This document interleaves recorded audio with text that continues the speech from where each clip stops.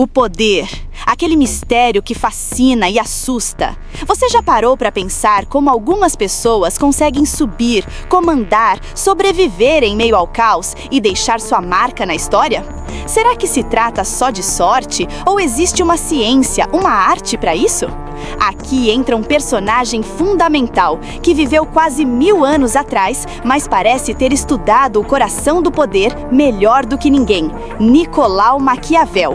Ele dizia que a soberania, o domínio supremo, é algo que se conquista com astúcia e, sim, até com traição, que se mantém pela mentira e até pelo assassinato, mas que pode ser perdida justamente pela lealdade e pela compaixão. O Príncipe é esse tratado, talvez o mais famoso manual político de todos os tempos. Cada página escrita é uma aula dura e verdadeira sobre o que é preciso para governar. E é exatamente isso que vamos explorar hoje: como Maquiavel destrincha o poder, mostrando táticas, riscos e estratégias para se manter no comando. Prepare-se para uma verdadeira viagem no tempo e no pensamento humano. Nicolau Maquiavel nasceu em 1469 na Itália, na cidade de Florença, um lugar fervilhante de arte, política e cultura no fim da Idade Média. Naquela época, Florença não tinha rei, era uma república governada por um conselho de pessoas eleitas e influentes. Maquiavel entrou para a política cedo e ocupou cargos importantes no governo. Mas, em 1512, tudo mudou. A família Médici, uma poderosa dinastia que tinha governado a cidade tempos antes, voltou ao poder, expulsando a república. E Maquiavel, que defendia o regime republicano, foi preso e depois exilado. Foi nesse tempo de isolamento forçado, longe do centro do poder, que ele escreveu O Príncipe, um guia cru, direto e inovador sobre os caminhos para alcançar e manter o poder. Mas a obra só foi publicada depois da sua morte, em 1532, quando todo o cenário político havia mudado novamente. Mesmo assim, seu impacto atravessou séculos e continua até hoje. Mas afinal, o que Maquiavel queria dizer com príncipe? Para ele, o termo não se restringia a um título nobre ou real. Príncipe era qualquer pessoa que exercesse o poder e governasse um estado. Reis, duques, chefes militares, governadores, todos se encaixavam nesse conceito. O Príncipe é um manual prático sobre como esses líderes podem conseguir e manter o poder em um mundo instável e competitivo. Maquiavel não fala de ideais ou utopias, ele fala da realidade nua e crua. A famosa expressão "os fins justificam os meios", embora não esteja no texto original, representa bem sua ideia central. O resultado final pode legitimar os métodos, mesmo que eles sejam duros, cruéis ou imorais, desde que assegurem a estabilidade e o sucesso do governo. Quando Maquiavel fala de virtude, ele não está pensando na santidade ou na moralidade religiosa.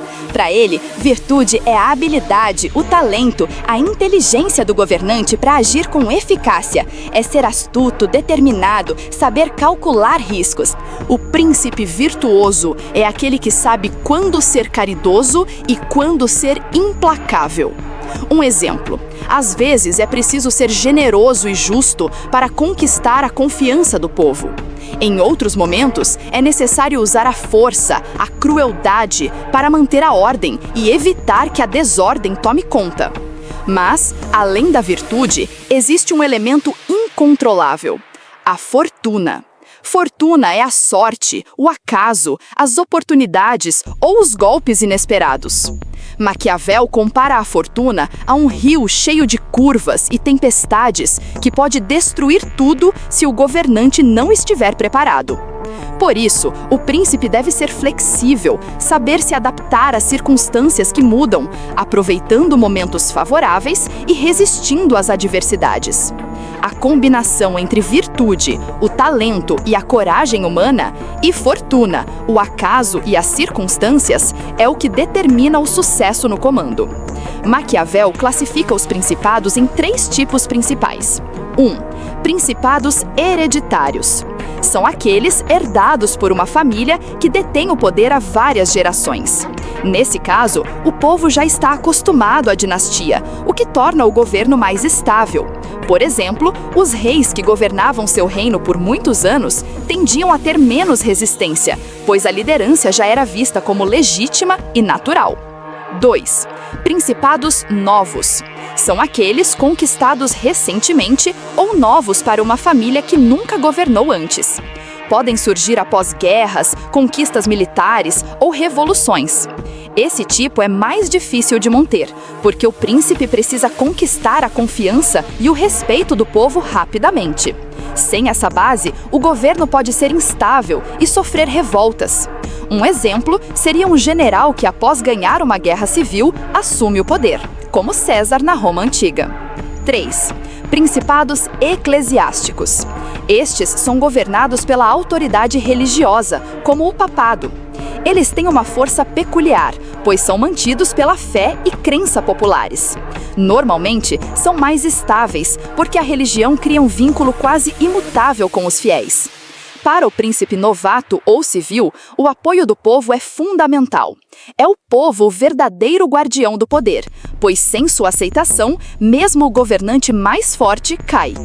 Maquiavel revela que o príncipe deve governar para o povo, garantindo sua segurança, bem-estar e estabilidade. Quando o povo está bem alimentado, com trabalho e esperança, sua lealdade vale ouro. Mas se o príncipe se revela cruel demais, injusto ou desdenha as necessidades populares, ele perde apoio rapidamente. Exemplos históricos mostram que reis depostos não foram derrubados apenas por inimigos externos, mas principalmente por seu próprio povo insatisfeito.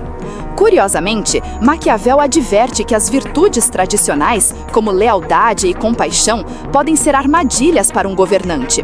Ser leal pode significar ser vulnerável a traições ou manipulações. Demonstrar compaixão demais pode fazer o príncipe parecer fraco e perder o respeito. Por isso, o príncipe deve aprender a dosar suas emoções, mostrando mais dureza e controle em momentos críticos. Como dizia Maquiavel, a política é uma arena de constantes conflitos, onde emoções podem ser um obstáculo para a sobrevivência. Maquiavel não tem medo de falar sobre o uso da crueldade. Para ele, a crueldade pode ser legítima e útil, desde que seja rápida, eficaz e seguida o engajamento com o bem-estar do povo. Ou seja, uma corte severa logo no começo do governo, se seguida por um período de estabilidade e justiça, pode garantir a ordem. Mas, se a crueldade se prolongar sem controle, o governante perde apoio e poderá ser derrubado.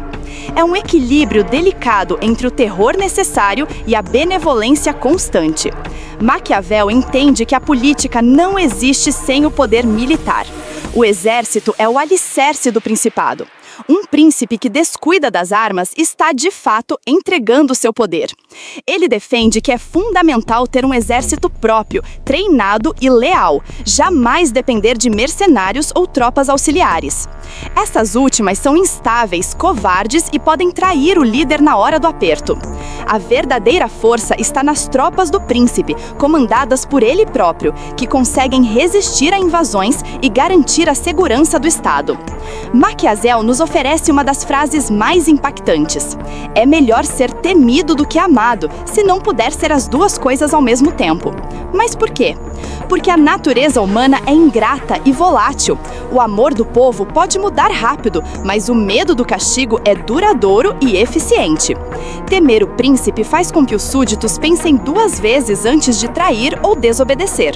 Contudo, ele não deve ser odiado ou perderá o apoio dos governados. O segredo está em inspirar respeito firme, equilibrando rigor com justiça.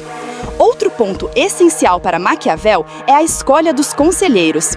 O príncipe deve cercar-se de pessoas sábias, leais e capazes que o ajudem a tomar decisões prudentes. Ao mesmo tempo, deve manter o controle, ouvindo conselhos, mas decidindo com firmeza. A aparência também importa. O governante deve parecer honesto, íntegro e justo, mesmo podendo agir nos bastidores com mais dureza. A manipulação das percepções é uma arte para conquistar confiança e evitar conflitos desnecessários. Maquiavel cita vários exemplos para ilustrar suas ideias. Um deles é César Borgia, filho do Papa Alexandre VI, que usou crueldade estratégica para fortalecer seu domínio, depois estabilizar o governo. Outro exemplo é o imperador romano César Augusto, que soube equilibrar firmeza e benevolência para governar com sucesso.